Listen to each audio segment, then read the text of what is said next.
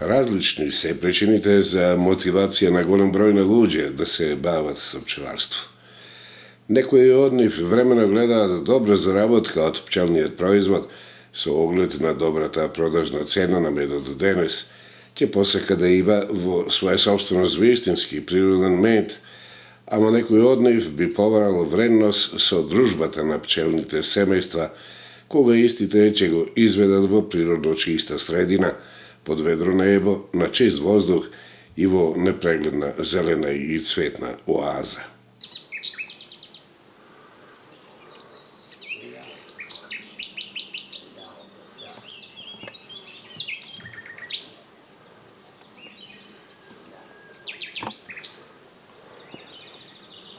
Спротивно од основната мотивација за пчеларство, ќе следат и загразувачки елементи, како што се големата инвестиција за почеток, наспроти очекуваната добивка, преживувањето на болниот убод на пчелите кога тогаш ќе се случат, ама и поради домашната опозиција, каде е можно да се случи, кога домаќинката ќе сака да ја избегне блискоста на пчелите во незиниот двор, како не би дозволила плеткање на пчели во незината коса. За секој случај, новонастанатите пчелари и негаторите на занаетот имаат нешто заедничко – љубов према пчелата. Сега, ако веќе некој постанал заинтересиран за пчеларство, најнапред ќе биде корисно да разлиста неколку пишани водичи за тајниот живот на пчелите или да направи контакт со поискусен пчелар, зашто најпрвен ќе мора да знае како физички да го обезбеди семејството од временски непогоди, како да им влее сигурност од грабеж од различни атакувања према вкусниот род, ама и да знае да го потхрани во текот на зимскиот период, особено кога претходната година се покажала како слаба во процесот на пробирање и прибирање на цветната вредност. Всушност, и да се собере мед во изобилие, новопечениот медар ќе има право да го издвои за себе само вишокот од пчелниот труд. И искуството, и колку да е кратко, ги наведува пчелоодгледувачите да водат сметка и за комфорот на пчелите во пчелното кошаре или пчелен сандак, како што го нарекуваат во последното време. На нив веќе им е познато дека напролет, кога плодноста на матрицата е максимална и дневно испорачува 3 пати повеќе од собствената тежина на пчелни јајца, дека наидува периодот на загрозување на комфорот внатре во просторот на пчелното семејство. Тоа е моментот кога домаќинот ќе мора да преземе активности за намалување на пчелната гужва во домот, со селење на пити од пчелни јајца во друг, безмалку празен сандок или кошаре. Воспротивно, дел од постарите пчели во кошарето, барајќи комотитет, самите ќе го напуштат домот и се даваат во потрага за покомотен престој, оставајќи го леглото на новата генерација пчели. Напуштањето на дел од пчелното семејство не е проблем и кај помалку искусните пчелари, за да го вратат во комфорен простор, ама е услов навреме да реагираат и да ги спречат пчелите за да продолжат низ потрагата за нов дом. Таков е случајот кај домаќинот Евто Ставрески од Охридското село Лапила, кога во моментот на зголемен сообраќај на пчели во сопственото улиште интервенира со техниката спасување на пчели во бег. Тој денес веќе искусен пчелар не само што ќе ги собере пчелите во мобилното кошаре, туку ќе ги смести во така наречен урбан пчелни сандак.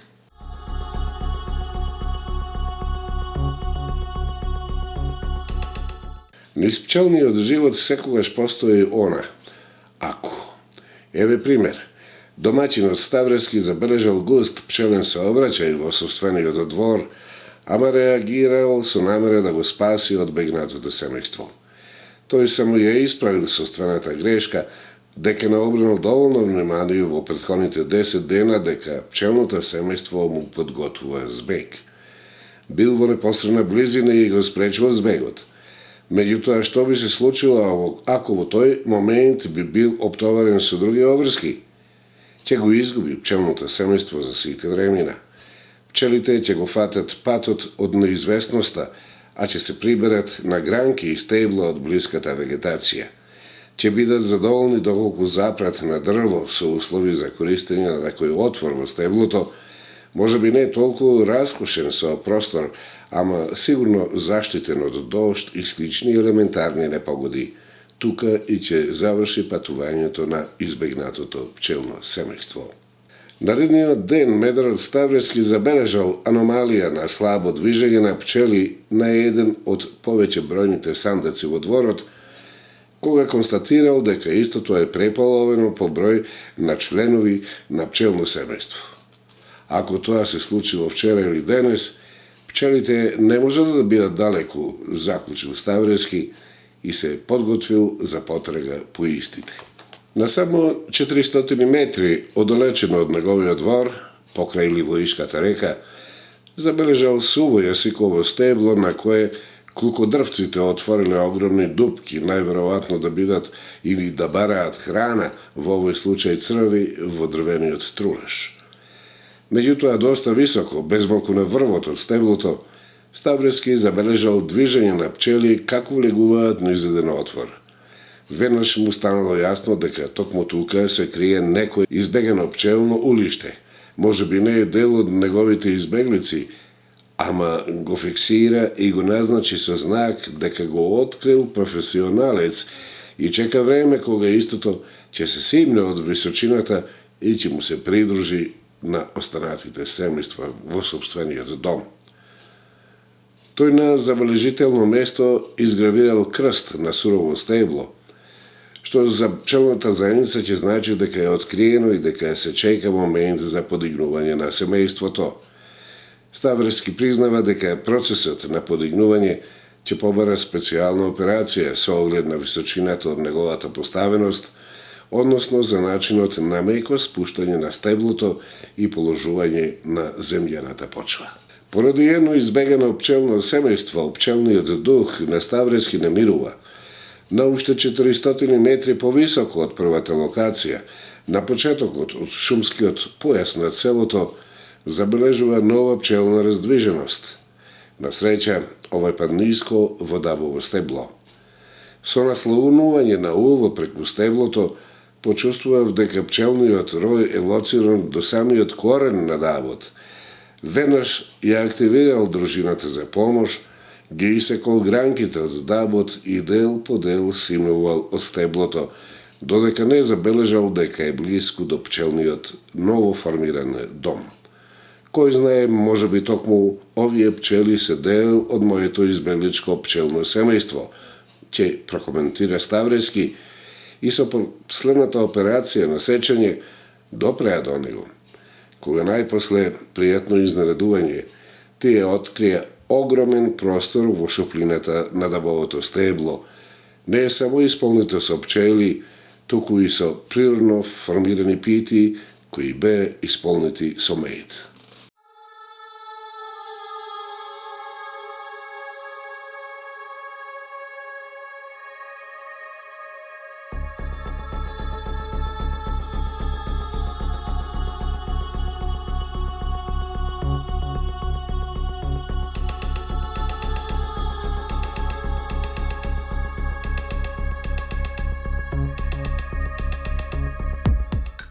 Сите од членовите на пчелната експедиција побараа да овкусат најприродниот мед за кој што знаат. Неверојатно е вкусен. Дали може уште на парче? Може, повели, му одговори Ставрески. Нивното уживање во вкусот најприродниот пчелен производ е всушност суштина на овој запис.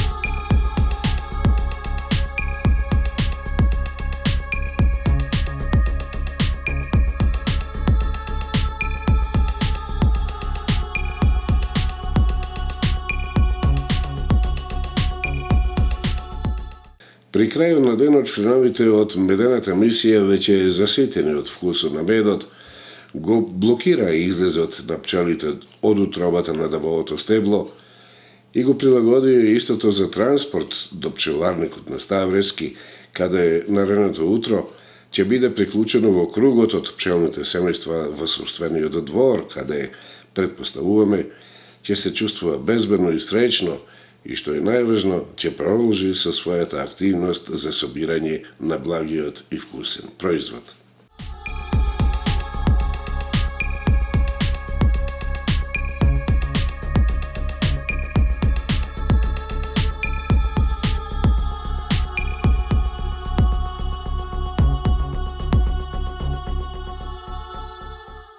После медената среќа, Ставрески остави само кратка порака до сегашните и идните медари.